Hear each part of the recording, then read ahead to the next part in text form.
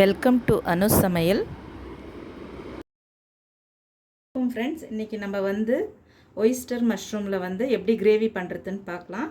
நான் 400 grams oyster mushroom எடுத்திருக்கேன். பாருங்கள், ஆல்ரெடி வாஷ் பண்ணி க்ளீன் பண்ணி வச்சுருக்கேன்.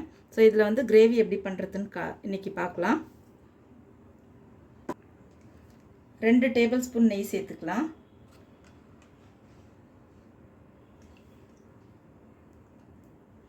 2 டேபிள் ஸ்பூனு எண்ணெய் சேர்த்துக்கிறேன். பாருங்க, சின்ன துண்டு பட்டை,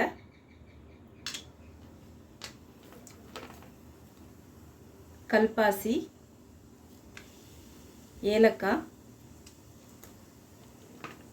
லவங்கம் 2லேருந்து 3, நட்சத்திர சோம்பு, மராட்டி மூக்கு, இதை நம்ம சேர்த்துடலாம். ஒரு அரை டேபிள் ஸ்பூன் பெருஞ்சீரகம் சேர்த்துக்கினேன். ஸோ ஒரு வெங்காயம் பொடிசாக நறுக்கி வச்சுருக்கேன். ஸோ இது இதில் சேர்த்துக்கலாம். இது லைட் ப்ரௌன் ஆகிற வரைக்கும் நம்ம வதக்கிடலாம்.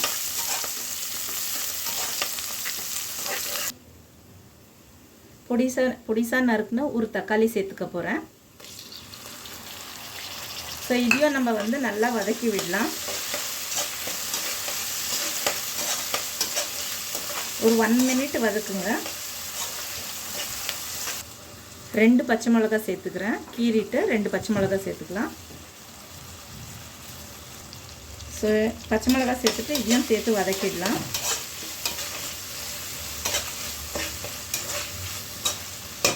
இது வதங்கிறதுக்குள்ளே நம்ம மசாலா ரெடி பண்ணிக்கலாம். அதாவது பார்த்திங்கன்னா ஒரு வெங்காயம் எடுத்திருக்கேன். ஸோ இது ஜாரில் போட்டு இதையும் அரைச்சிக்க போகிறேன். இஞ்சி சேர்த்துக்கலாம். இதுலேயே 4 பத்தை தேங்காவும் சேர்த்துக்கலாம்.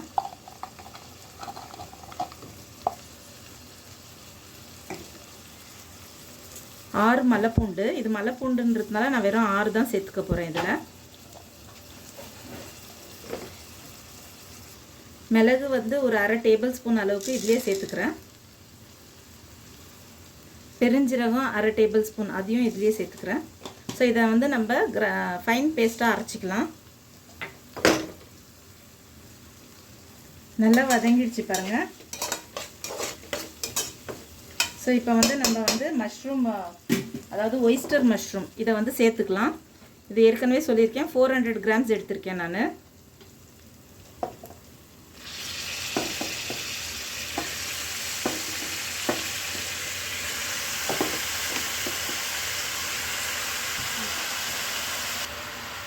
ஸோ இப்போ ஒரு பரட்டி விட்டுக்கலாம். ஸோ நம்ம மசாலா கிரைண்ட் பண்ணோம் இல்லைங்களா, ஸோ அந்த பேஸ்ட்டும் இப்போ நம்ம ஆட் பண்ணிக்கலாம். என்னென்ன போட்டிருக்கேன் அப்படின்னா, ஆனியன் போட்டிருக்கேன். ஆனியன் ஜஸ்ட்டு ஃபார் கன்சிஸ்டன்சிக்கு தான் போட்டிருக்கேன். மிளகு, பூண்டு, பெருஞ்சீரகம், ஆனியனு, தேங்காய் பத்தை, இது இவ்வளவும் போட்டு அரைச்சிருக்கேன். இஞ்சியும் சேர்த்துருக்கேன். ஸோ இதில் சேர்த்துக்க போகிறேன். ஸோ அரைச்ச மசாலாவை சேர்த்தாச்சு. இப்போ ஒரு ஸ்பூன் குழம்பு மிளகாத்தூள், ஸோ இதையும் நான் சேர்த்துக்கிறேன். அரை table spoon red chilli powder சேர்த்துருக்கேன். நீங்கள் காரம் கம்மியாக சாப்பிட்றவங்களா இருந்தால் கம்மியாக சேர்த்துங்க. தேவையான அளவு உப்பு சேர்த்துங்க. ஸோ இதை நான் கிளறி விட்டுக்கிறேன். 3 விசில் வைக்க போகிறேன். 3 விசிலில் இது குக் ஆகிடும். மஷ்ரூம்ன்றதுனால, அதாவது ஒயிஸ்டர் மஷ்ரூம்ன்றதுனால இதுலேயே தண்ணி விடுது பாருங்கள். நான் காரம் நிறையா சேர்த்துருக்கேன். உங்களுக்கு நிறைய, அதாவது கம்மியாக சாப்பிட்றவங்களா இருந்தால் கொஞ்சம் குறைச்சிக்கிங்க. ஏன்னா இதில் பெப்பரும் ஸ்பைஸியாக இருக்கும். ரெட் சில்லி பவுட்ரு, குழம்பு மிளகாத்தூள், இதெல்லாம் ஸ்பைஸியாக இருக்கும். அதனால நீங்கள் உங்களுக்கு தகுந்த மாதிரி காரம் கொஞ்சம் கம்மி பண்ணிக்கிங்க. இதில் நான் தண்ணி எதுவுமே சேர்க்கல. பிகாஸ் ஏன்னா மஷ்ரூம்லேருந்தே, ஒயிஸ்டர் மஷ்ரூம்லேருந்தே தண்ணி விடும். ஸோ நம்ம இது 3 விசில் குக் பண்ணி எடுத்துக்கலாம்.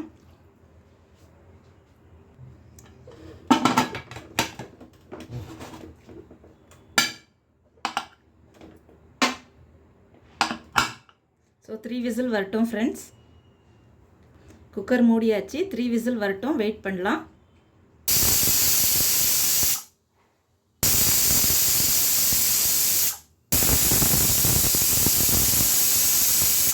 வந்துருச்சு.